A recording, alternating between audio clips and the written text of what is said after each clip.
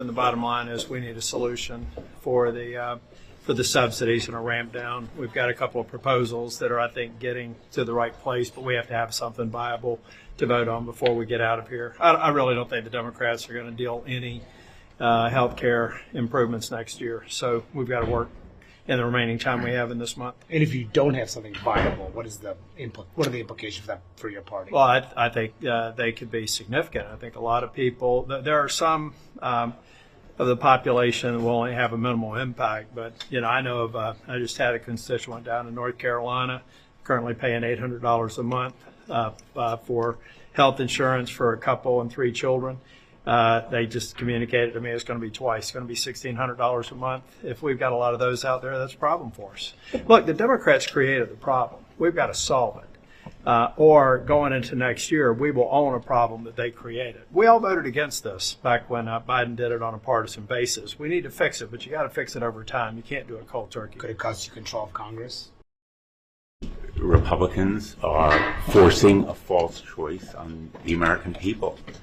And the impasse they've created have real-life consequences, and it will have political consequences, because the American people are not dumb. They see that these sham proposals for healthcare savings accounts and tax credits are simply a ruse and a sham by Republicans to disguise the fact they are blocking extension of healthcare subsidies that make insurance affordable. And I'm really a all of the above approach kind of guy. I mean, at this point, I think we need to do everything we can to bring down the cost of premiums.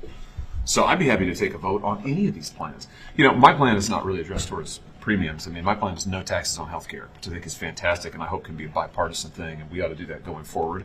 That's really separate from this premium issue. But, a number of my colleagues have plans on the premiums, and I'd be happy to vote on any of those. I'd probably vote yes on all of them because I think they've all got great ideas. I don't think they should be mutually exclusive.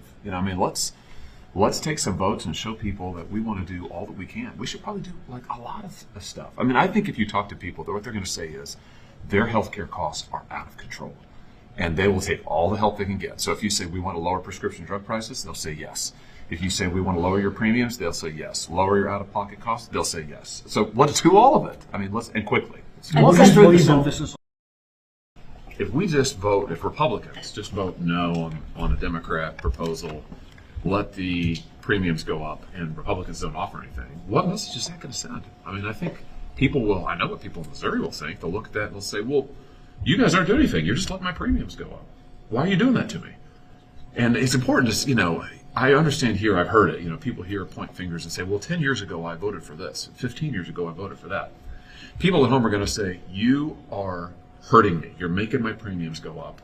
You're not helping me. Why are you doing that to me? What a great question. They're going to be right. So I think we better do something. But Senator, you mentioned that you want folks to...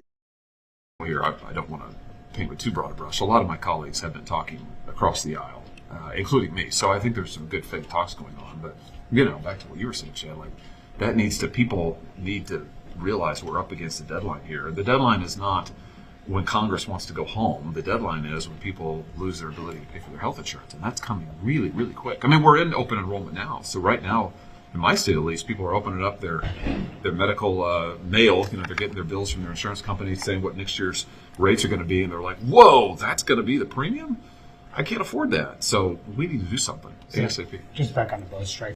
Jelajahi cara baru mendapatkan informasi. Download MetroTV Extend sekarang.